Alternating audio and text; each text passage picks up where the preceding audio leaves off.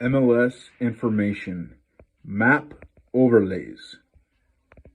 Good afternoon. My name is Josh Hernandez, and today we are going to have a webinar on map overlays. Let's look at today's topics. First, we'll look at how do we create and save a map overlay. Then we'll look at how do we use an overlay that we've already saved. And finally, if you need to edit an overlay, or maybe you want to give that overlay to somebody else within your office, you can do that as well. So we'll cover all three of these today. Now I am going to just shrink this screen down a little bit so I can have FlexMLS open. And we'll go into FlexMLS and look at our first topic, which is creating the overlay. And I'm going to actually create it from the quick search. There are different ways you can get to the overlays, but I'm going to just do it from quick search today, and that's the easiest way. We'll start by drawing a shape, and you can draw a shape that's relevant to your market. So if there are golf courses, neighborhoods, school districts, subdivisions, something that maybe isn't defined by your MLS fields, but you want to have a record of it as a shape that you can use on the map. So let's just look at drawing the shape first. So I'm going to go into FlexMLS, and I am going to begin by clicking on the quick search. I've got that here on my favorites. When I click on quick search, I of course have my search templates in the upper right. Yours may be slightly different than the ones used in this association. And you'll also have the map of listings over on the right-hand side. And if yours has a pop-up here, that just means there are over 1,000 active listings. So you can either put in search criteria, or you can just click dismiss to get that pop-up removed. But under 1,000 listings, and they start populating on the map. But what we want to do today is we want to draw a shape on the map, and we can use this shape again and again. We'll show you how to save it so it's not just a one-time shape. If you've gone through the trouble to create it, we want to be able to use it anytime you're starting a search. So I'm going to just zoom in on my map. I've got my mouse on the map. I'm just going to drag it around a little bit. I'll use my scroll wheel, zoom in on the area that I want to start drawing in. And then I'm going to go to my map tools, and they're in the lower part of the screen on the right-hand side. And the tool for drawing on the map a freehand shape is this third blue one right in the center of the shapes, or at the bottom of the three shapes here in the center. So it's this freeform polygon. When I click that, now I'm able to start drawing on the map. And when you draw, every time I click, I'll click once, I'll click again, and you'll notice it just draws a line connecting the points that I click on. So I'll click, click, click. So I'm able to draw a shape. Maybe this isn't necessarily something that's defined by the MLS as a neighborhood or a subdivision, but it's something that I want to be able to use anytime I'm starting a search. Maybe this is brand new and it just hasn't been added to the MLS shapes yet, or the MLS fields, excuse me. And as you're drawing this shape, every time I click, as we see, it sets another point. So I can, of course, get this exactly how I want it. When I'm done drawing, make sure that your lines are not crossed over each other. And once I'm sure that my lines are not crossed over, just double click. And now I've drawn this shape. Now, of course, I could use this shape in a search that I'm creating right now. But what we want to do is after drawing the shape, we want to save it so we can use it again and again and again. So if you come back here to our outline today, saving the overlay, we'll click on the shape, we'll click edit, and we'll save to map overlays. And we'll take a look at this because the overlay is actually a folder that can contain multiple shapes. And once we have these shapes drawn, we can use them in searches for our contacts. We can use them in searches that we're running for ourselves. If we want to run statistics, we can use these shapes in all kinds of places. So let's save it. So as you saw, the first step was clicking on the shape itself. Just click on the shape that you've drawn, not on one of the listings, but just on the shape itself. And once I do that, you'll see it just says there's a polygon here, and click Edit. Now I can name that polygon. I'm going to name this shape whatever I want. So for today, let's go ahead and call it Area 51. If you want to change the color, maybe I want this to be purple. I can click here and change the color there. Once I've named it, if you want to select a color, you can, or you can keep that default blue. The third thing we'll do is click Save to Map Overlays. So when I click on this, it says, do you have an existing overlay or brand new? And remember, the overlay is kind of like a folder where I can put multiple shapes. So I'm just going to say, name this overlay areas. And then underneath that, it says I've selected one polygon to put in there, Area 51. So I'll click Save. And now I've got this polygon called Area 51.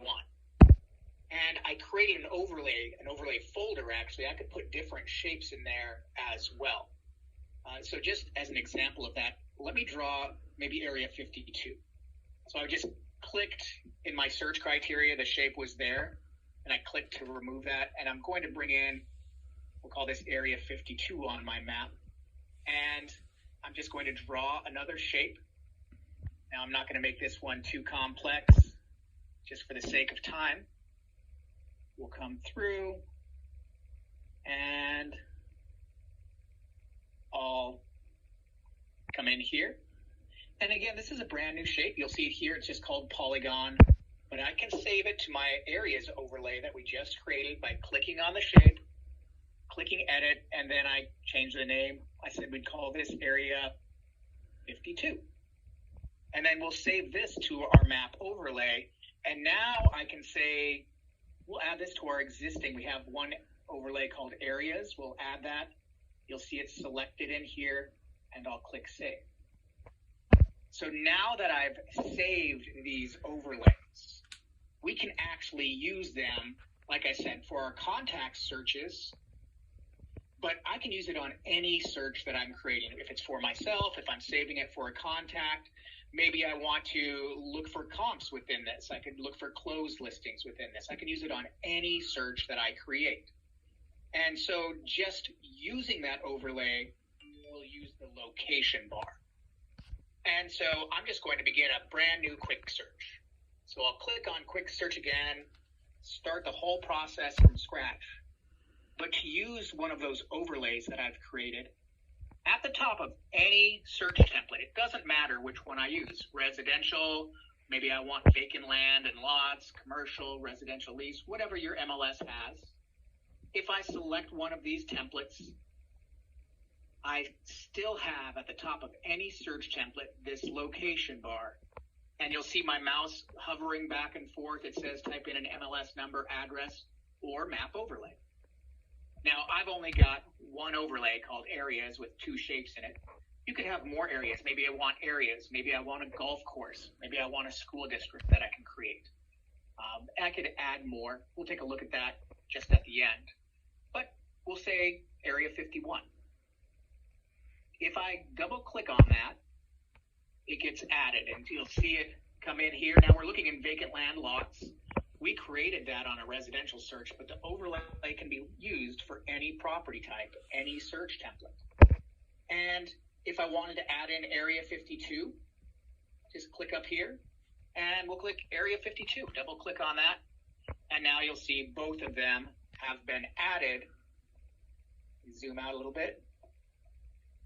Both of them have been added. Now there are no listings that are appearing. There is no vacant land or lots in Area 52. And now I can continue my search as normal. If I was doing this for a client, put in the price, maybe bedrooms, bathrooms, if I was looking for residential listings. And then I could, of course, save the search, do whatever I want with that search. If I'm doing a search and I say, well, since this one doesn't have any listings in it, you can get rid of one of these. Now, I'm not getting rid of it entirely. I'm just removing it from the search. I'll click on that X next to its name. Let me zoom in on my screen so you can see that a little bit. So right next to the shape name, click that X. and you just remove that shape from here. Now, again, I can continue my searches as normal. So that's great. So now I can reuse this anytime. Or if I want to take a look at this and say how many active listings, pending and closed, are here, and just get some quick stats. I'm looking at the stats within that shape I've drawn. Go to your stats tab. I can see that 26 active, 2 closed. Get some basic information on those as far as statistics are concerned. A lot of things I can do once I have that shape drawn. The very last thing we'll look at after editing or after using them is editing the overlays. So I can edit an overlay on the fly from a quick search. Let's just look at that first. On a quick search, if I just say I want to come into Area 51, I'll double click. And if I click on that shape and I click edit, I can click edit shape. So if I wanted to get this just a little bit, zoom out here, I'm able to come in and edit that. Now, where I prefer to edit shapes, though, is not from the search itself. I'm just going to click Leave Edit Shape Mode. And I'm actually going to go into my menu. And I'm going to type under that menu search, Overlay. Start typing in Overlay, and you'll see under Preferences, My Map Overlays. Now, I'll put a star on this for today, just so we see it pinned up here. If you don't come here very often, I wouldn't put it on your favorites, but just so we can remember where I went to My Map Overlays. And now you'll see that one overlay area it's here. And it tells me there are 2 shapes within here. And so if I click on this and I could rename this, but I can click Edit. It opens up these are all of the shapes that are currently within that areas overlay folder. And if I want to edit one of the shapes itself and save this, I can click Area 51, Edit, and of course, change the color, but we'll edit the shape. And this lets us just click and drag those orange dots, just like when we kind of did this on the fly. I can put them anywhere that I want. When I'm done editing this shape, click Leave Edit Shape Mode at the bottom. I don't have to click Save. I've edited the shape, and now that shape's been permanently changed. Same thing here. If I want to edit that Area 52, just click on Edit, and Edit Shape will pop up. And again, I can come in and use those orange dots. You'll also notice there will be one orange dot that's floating, not connected to the lines. That just allows me to move the shape around itself if I didn't have it centered correctly. And once I've changed the shape, leave Edit Shape Mode. You could also add additional shapes from here. Just click on that freeform polygon, and I could draw additional shapes here. So if I wanted to come in, and we'll call this Area 53.